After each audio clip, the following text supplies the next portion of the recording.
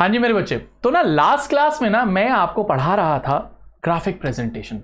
आज की क्लास में ना हम लोग ग्राफिक प्रेजेंटेशन के चैप्टर को थोड़ा सा और आगे बढ़ाएंगे और पढ़ेंगे टाइम सीरीज ग्राफ। कुछ आपके हिस्टोग्राम्स के अगर डाउट होंगे तो असाइनमेंट के साथ साथ वो डाउट्स भी मैं आपके केटर कर दूंगा। तो आइए मेरे बच्चे, टाइम सीरीज ग्राफ एक बहुत ही ईजी ग्राफ होता है। जैसे कि इसका नाम सिग्निफाई कर रहा है कि ये एक सीरीज को टाइम के अकॉर्डिंग उसकी वैल्यूज को मेजर करता है। तो आपको एक वेरिएबल टाइम दिया होगा और एक वेरिएबल कोई भी नंबर दिया जा सकता है। तो आइए, a time series graph is drawn on a graph paper which represent the value of data changes over a period of time. तो लेट्स सपोज कि ना एक स्कूल बता रहा है कि हमारे कुछ नर्सरी एडमिशंस हुए। उस नर्सरी एडमिशंस में हर साल कितने कितने बच्चों ने एडमिशन लिया। लेट्स सपोज यहां लिखा हुआ ईयर और यहां लिखे हुए नंबर ऑफ एडमिशंस। तो हमने लिखा 2013 में लेट्स सपोज 10,000 एडमिशंस हुए, 2014 में 8,000 एडमिशंस हुए, 2015 में लेट्स सपोज 12,000 एडमिशंस हुए और 2016 में लेट्स सपोज हुए 15,000 एडमिशंस। हमें ये डेटा दिया हुआ है। मैंने बोला बहुत ही अच्छी बात है। अब इसके लिए अगर मेरे को टाइम सीरीज ग्राफ बनाना होगा तो हेडिंग वाली चीज मेरी सेम आएगी। नर्सरी एडमिशंस इन अ स्कूल, अगर स्कूल का नाम दिया हुआ है तो मैं वो भी हेडिंग में डाल दूंगा। तो नर्सरी एडमिशंस इन एबीसी स्कूल, जो भी स्कूल है उसका नाम। इसके बाद मेरे बच्चे यहां पर हम लोग ग्राफ बनाएंगे। ग्राफ में हम एक्स और वाई एक्सिस को मार्क करेंगे, ओरिजिन को मार्क करेंगे। अब इसके एक्स एक्सिस में मेरे बच्चे हम ईयर्स लिखेंगे, 2013, 2014, 2015 एंड 2016। यहां पर हम किंक की जगह एक फॉल्स बेस लाइन का इस्तेमाल कर सकते हैं। सर फॉल्स बेस लाइन क्या होती है? ऐसे जिगजैग लाइन होती है मेरे बच्चे। ये काम किंक का ही करती है। बस ऐसे पैरेलल दो जिगजैग लाइंस बना दो, ये हो गई हमारी फॉल्स बेस लाइन। अब यहां देखो मेरे बच्चे, यहां वैल्यू कितनी है? 8,000। यहां वैल्यू है 10,000। यहां वैल्यू है 12,000। यहां वैल्यू है 14,000 और यहां वैल्यू मैंने ले ली 16,000। मैं चाहूं तो यहाँ 8, 10, 12, 14, 16 लिख सकता हूं और फिर फुटनोट में लिख दूंगा all values on Y axis in thousands. मैं ऐसे भी यूज कर सकता हूं। ओके विरल, तो आइए जरा मार्क करते हैं। 2013 में 10,000 students took admission in our school. 2014 में it became only 8,000, then it became 12,000 and ultimately it became 15,000। तो मैंने पॉइंट्स मार्क कर दिए। इन पॉइंट्स को मेरे बच्चे मैंने एक स्ट्रेट लाइन से ज्वाइन कर दिया। ठीक है मेरे बच्चे, ये देखिए,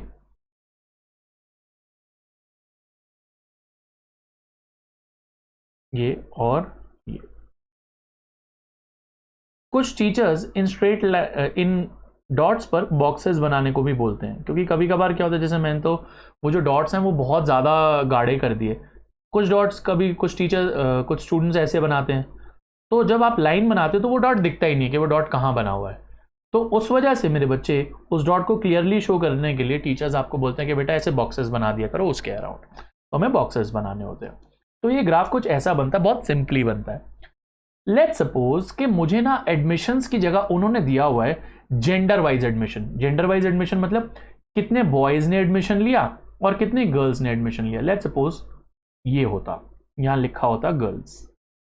अब तो दो वेरिएबल हो गए मेरे को, तो दो वेरिएबल दिखाने पड़ेंगे। तो लेट्स सपोज ये है 9,000, ये है 14,000, ये है 12,000 और ये है 13,000 लेट्स सपोज। तो अब गर्ल्स भी मार्क करते हैं। आओ जी, तो यहां पर मैंने लिखा 2013 में 9,000 गर्ल्स ने एडमिशन लिया। तो इसको ना मैं किसी और कलर की पेंसिल से या किसी और टाइप की शेडिंग से शो करूंगा, सो दैट मैं एक ही ग्राफ में दो वेरिएबल्स को शो कर सकूं। और फिर मुझे यहां पर इंडेक्स भी बनाना पड़ेगा।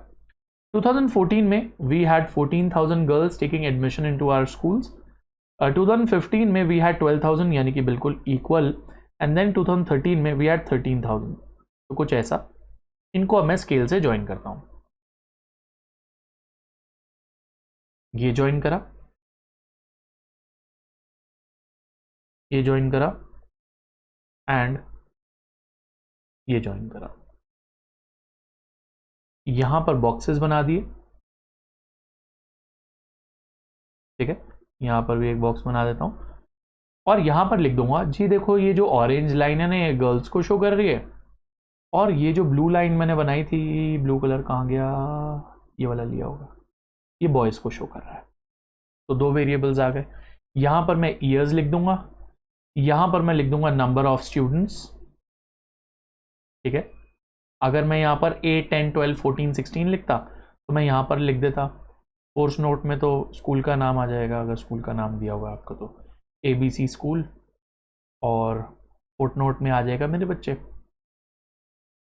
अगर मैं यहाँ 1000 को राउंड ऑफ कर देता, all number of students in thousands, अगर राउंड ऑफ करता तो, क्योंकि अभी नहीं करा तो अभी नहीं लिख रहा। ऐसे ही मेरे बच्चे मैं स्केल भी लिखूंगा कि 1 centimetre on Y axis present करता है मेरे बच्चे 2000 स्टूडेंट्स को।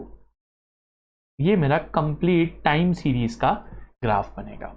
यहां तक कोई दिक्कत मेरे बच्चे? फिर एक इससे हायर लेवल का टाइम सीरीज ग्राफ भी होता है, मैं आपको वो भी करवाऊंगा। पहले मैं आपको ये ग्राफ की प्रैक्टिस करवा देता हूँ। सर हाँ जी मेरे बच्चे, सर ये जिगजैग लाइन किस चीज की जिगजैग लाइन ना किंक का ही काम करती है मेरे बच्चे, फॉल्स बेस लाइन बोलते हैं इसे, यानी कि मैंने बेस को जो होना चाहिए उसके अलावा कुछ और ले लिया है। Okay sir. चलिए जी, तो मार्क दी टाइम, चाहे वीक में दिया हो, मंथ में दिया हो, ईयर में दिया हो, ऑन दी एक्स एक्सिस, तो ये पक्का हो गया कि यहां पर टाइम आएगा। Mark the variable on Y axis, जो भी वेरिएबल दिया हो वाई एक्सिस पर। Mark the value of variable with respect to the respective time, यानी कि डॉट्स बनाओ। Join all the point with a straight line, याद है ना मैंने स्केल लिया था, मैं जानबूझ के स्केल इसलिए लेता हूं कि आपको याद रहे कि स्ट्रेट लाइन बनानी है।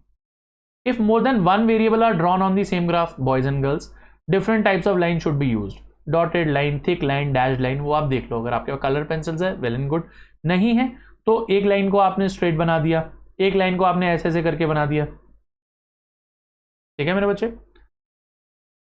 आगे X and Y axis should be clearly marked, इसका सूटेबल टाइटल होना चाहिए, इंडेक्स भी ड्रॉ करना सो दैट आप बता पाओ कि डिफरेंट लाइंस का मतलब क्या है, और स्केल भी बताना। A false baseline can be used when the gap between the origin and minimum value of variable is large. False baseline is indicated by a zigzag line. Okay मेरे बच्चे, यहां पर आपको दिया है कि कितने बच्चों ने यूपीएससी क्रैक करा, स्टूडेंट्स दिए हुए, मैं आपको बॉयज एंड गर्ल्स वाला करवाऊंगा ना, सो दैट आप दो वेरिएबल की प्रैक्टिस एक ही बारी में कर लें, ठीक है मेरे बच्चे। तो मैं वो निकाल देता हूँ, जैसे अब ये डेटा है, ये एप्पल के आईफोन कितने कितने बिके हैं वो मिलियंस में फिगर दी हुई है आपको। तो अगर सपोज ये मिलियन में फिगर्स है, तो आप क्या करना, आप जब बनाओगे ग्राफ तो आप इन फिगर्स को उस हिसाब से उसका स्केल ले लेना। जैसे मैं तो ना क्या करता है, जैसे मिनिमम फिगर मेरे को 1120 दिख रही है, तो मैं तो 1100 को या 1000 को फॉल्स बेस लाइन तक ले लेता, उसके बाद 100 11 12 13 14 15, या 150 1150 1300 1450 1600 एंड सो ऑन, ऐसे कर देता। और नीचे फुट नोट में लिख देना all number of iPhone sold in millions. Okay, तो ये जीडीपी दी हुई है नॉर्थ कोरिया की, बेटा गलत मत बनाना इस डायग्राम को, वो आ जाएगा तुम्हारे घर पे गोली मार देगा तुम्हें, ध्यान रखना, किम जोंग उन आ जाएगा। चलो, ये जिस क्वेश्चन का तुम वेट कर रहे थे वो तुम्हारे सामने, करो मेरे बच्चे फटाफट, वेट कर रहा हूँ आपकी, ठीक है। अपने हिसाब से बेस डिसाइड करना, बेस डिसाइड सिर्फ एक फिगर को देखकर मत करना मेरे बच्चे, दोनों की मिनिमम और दोनों की मैक्सिमम फिगर के हिसाब से आपका वाई एक्सिस का स्केल डिसाइड होगा। मैं इसी वजह से ये क्वेश्चन पहले करा रहा हूं आपको, ओके। दोनों की फिगर्स को देखना, मिनिमम क्या है और मैक्सिमम क्या है, क्योंकि आपको दोनों को ही सेम ग्राफ पर बताना है, दोनों के लिए अलग वाई एक्सिस नहीं है आपके पास। करिए मेरे बच्चे प्लीज।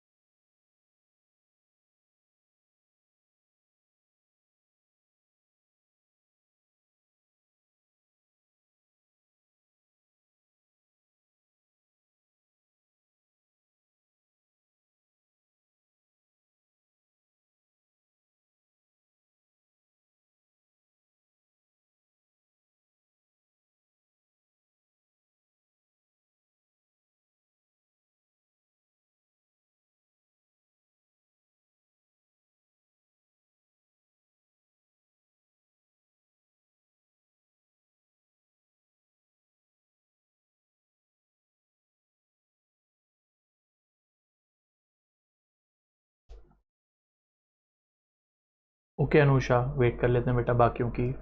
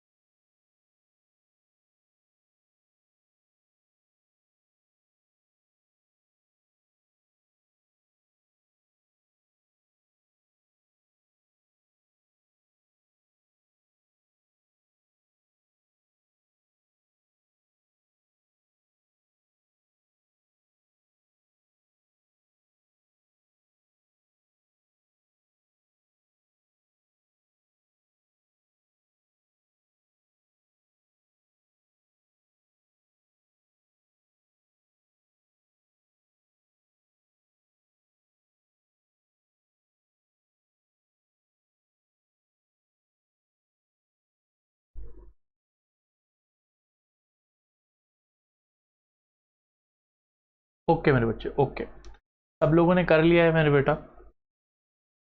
तो एज सच मैं अगर आपकी जगह इसे बनाता तो मैं 20-20 का गैप ले लेता, या फिर मैं 10-10 के गैप पर भी बना सकता था। 10-10 के गैप पर बनाता तो मेरे को काफ़ी ज़्यादा एग्जैक्ट वैल्यूज़ ना मिल जाती है आराम से। तो 50, 60, 70, 80 एंड सो ऑन। उस हिसाब से मैं यहाँ पर ईयर्स मार्क करता, जैसे 57 हो गया, 48 हो गया, ऐसे करके जो भी मैं ज्वाइन करके जैसे भी कर्व आता। बॉयज़ का मैं ऐसे दिखा देता, गर्ल्स का कुछ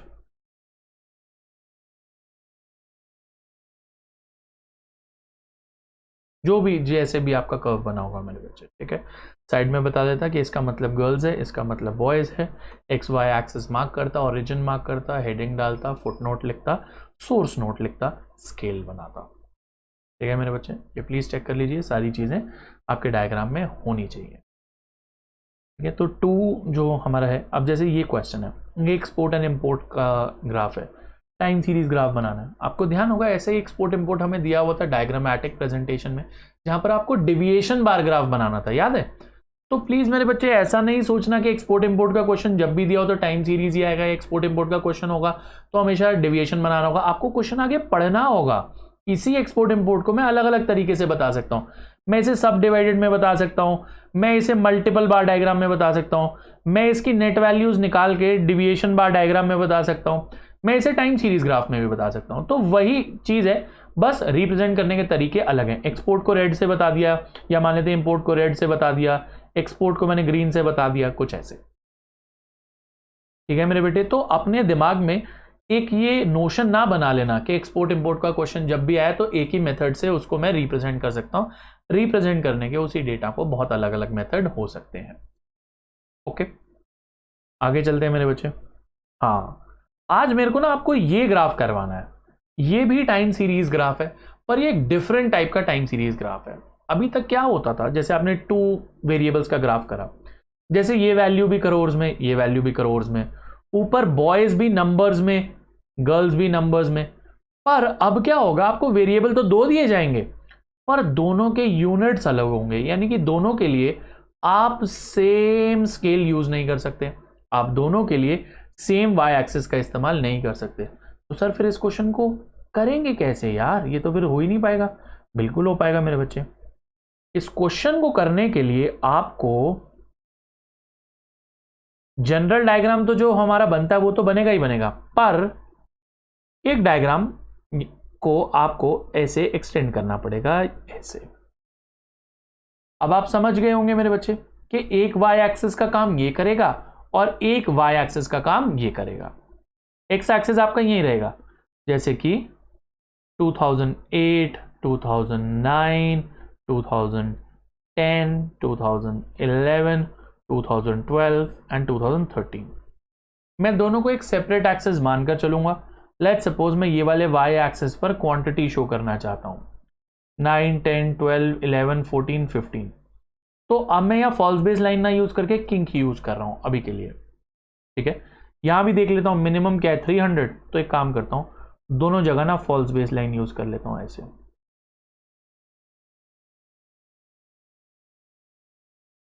9 से शुरू हो रहा है 15 तक जा रहा है, तो मैं तो 1 1 के गैप पर ही बना रहा हूं। 9, 10, 11, 12, 13, 14, 15।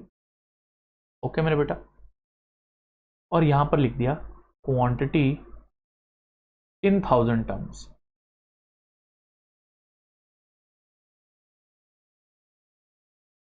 मार्क करा 2008 में 9, 2009 में 10, 10 में 12, अगले साल कम हो गई 11 हो गई, फिर 14 हो गई एकदम से, और फिर 2013 में हो गई 15। इन्हें स्केल से ज्वाइन कर देते हैं, चलो, या फिर ऐसे ही ज्वाइन कर रहा हूँ अभी मैं। ये स्केल से ज्वाइन करा, ये ज्वाइन करा। ओके मेरे बच्चे, और यहां पर स्क्वायर्स बना दिए सो दैट वो जो पॉइंट्स है ना वो टीचर को दिख पाए। कभी कभार वो पॉइंट्स जो है वो लाइन के अंदर मिक्स हो जाते हैं, हमारे पास तो शार्पन पेंसिल होती है ना, इसलिए। अब चलते हैं वैल्यूज को यहां पर लेके। यहां 300, यहां पर 400, 500, 600, 700, 800, 900। आप यहां जैसी मर्जी वैल्यूज ले सकते हैं, इसको इंडिपेंडेंट मान के चलिएगा, क्योंकि आप तो ईयर के रेफरेंस में मेजर कर रहे हैं ना, तो वो यहां भी आ सकता है, यहां भी आ सकता है, कहीं भी आए, हमें कोई दिक्कत नहीं है। आइए 2018 में कितना है जी 300, 2008 में 300, यहीं आ गया बेटा। मैं चाहता तो इसे थोड़ा सा यहां से भी शुरू कर सकता था अलग दिखाने के लिए, कोई दिक्कत वाली बात नहीं है। फिर है 596, तो 2009 में 596, इसके ये रहा 600 यहां पर, तो यहां आ जाएगा। पर ये ध्यान रखना ये ऐसे सेम आएगा, टाइम तो सेम ही है ना, ये बताने के लिए कि इस टाइम पर क्वांटिटी इतनी थी और वैल्यू इतनी थी, टाइम तो सेम ही रहेगा ना। इसके बाद में 782, तो 2010 पे 782, 782, 782, 700, ये रहा 782, यहां कहीं आएगा। 2011 में 900, तो 2011 में 900 यहां आ गया। 2012 की बात कर लेते हैं, उसमें है 762, तो 782 से हल्का सा नीचे, और 2013 में 640।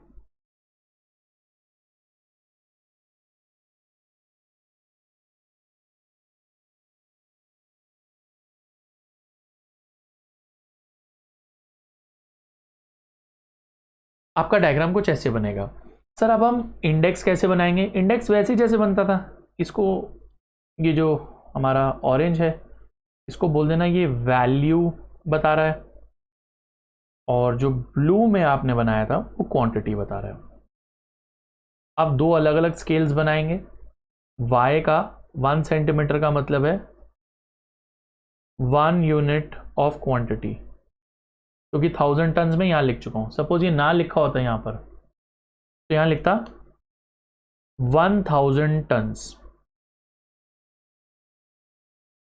y डैश पर 1 सेंटीमीटर का मतलब है 100 करोड़ का वैल्यू, यहां पर मैं लिख दूंगा वैल्यू। ओके, इंडेक्स बन गया, स्केल बन गया, आपका सोर्स नोट आ जाएगा। जैसे सोर्स ऊपर दिया हुआ है कि जो है आईएमटी इंडस्ट्रीज का डेटा है, तो मैं लिख दूंगा कि ये डेटा आईएमटी इंडस्ट्रीज से लिया गया है।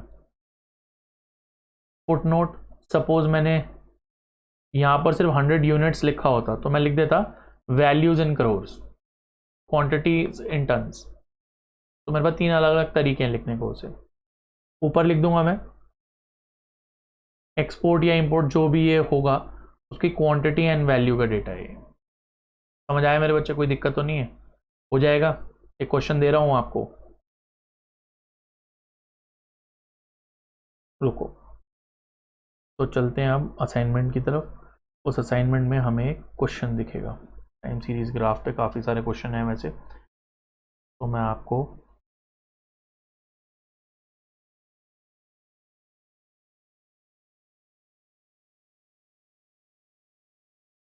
टाइम सीरीज ग्राफ, ये एक्सपोर्ट इंपोर्ट है। मेरे को वो 2 वेरिएबल वाला क्वेश्चन देना है आपको, जिसमें अलग अलग वैल्यूज़ हों।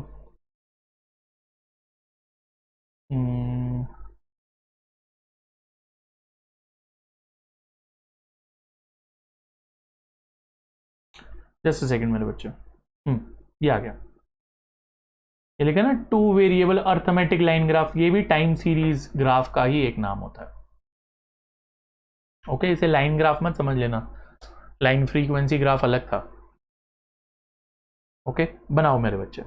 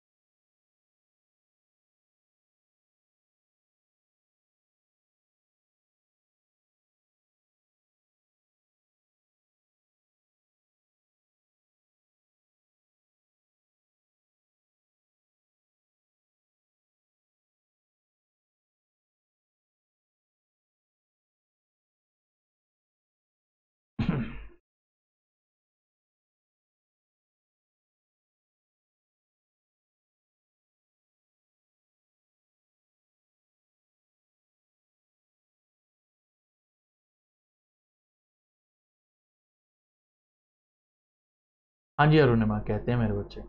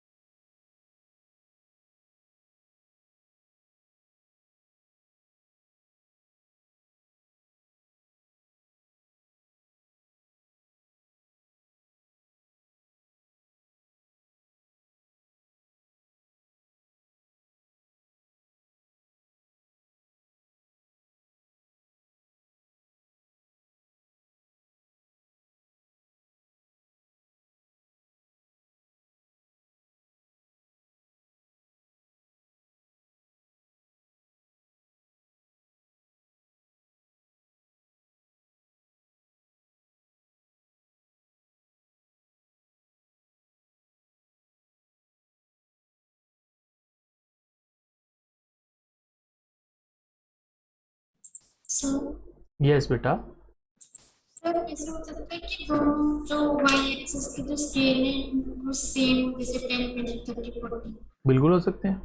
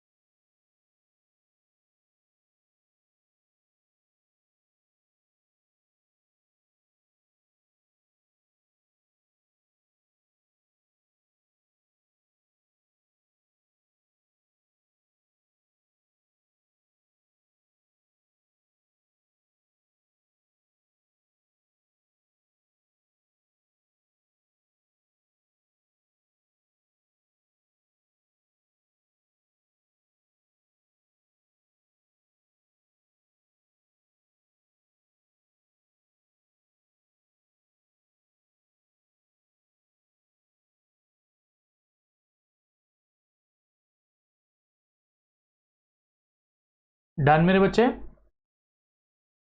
आपने ये डायग्राम जब बनाया होगा मेरे बच्चे तो प्रोडक्शन को ले लिया होगा मेरे बच्चे वाई एक्सिस पे, सेल्स बना दी होगी वाई डैश एक्सिस पे, वाई डैश। कोशिश करना इन दोनों की लेंथ जो है वो सेम हो, ये ओरिजिन, ठीक है। तो यहाँ पर मैं ईयर्स लिखूंगा 2011, 2012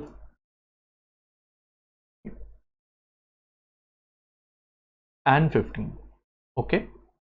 और प्रोडक्शन जो है वो 20 मिनिमम है, 55 मैक्सिमम है। सिमिलरली क्वांटिटी की अगर मैं बात करूँ ये 28 मिनिमम है और 65 मैक्सिमम है, तो मैं तो फॉल्स बेस लाइन बना देता हूँ, दोनों के काम आ जाएगी मेरे।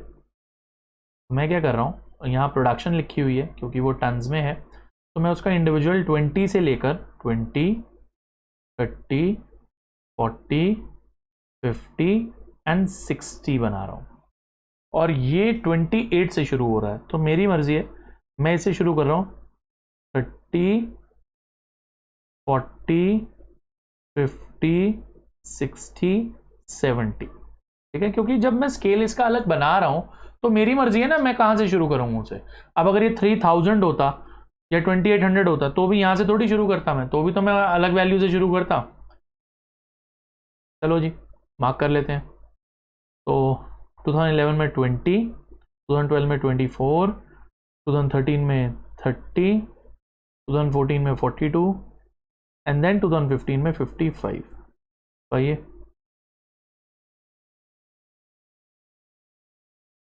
कुछ ऐसे बन जाते, मैं स्क्वायर्स बना देता हर डॉट पर और यहाँ पर लिखता प्रोडक्शन,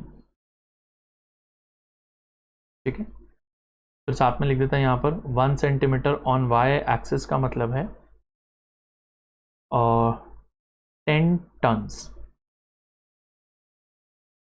और दूसरा कलर ब्लू ले लेता हूँ। 2011 में है 28, तो 28 30 से थोड़ा सा नीचे से शुरू कर रहा हूँ मैं, ओके मेरे बच्चे। मैं चाहूँ तो यहाँ 25 से 35 45 ऐसे भी कर सकता था। देन वी हैव 32, तो 32, देन वी हैव 40,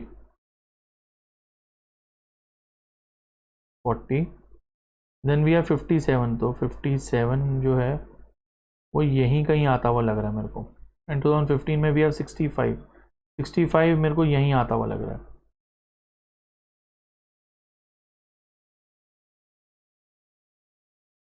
यहाँ पर मैं लिख दूंगा, ये सेल्स बता रहा है 1 centimetre on Y dash axis का मतलब है 10 करोड़ का सेल्स, ठीक है। ऊपर मैं हेडिंग, यहाँ सोर्स नोट और यहाँ पर फुट नोट लिखूंगा।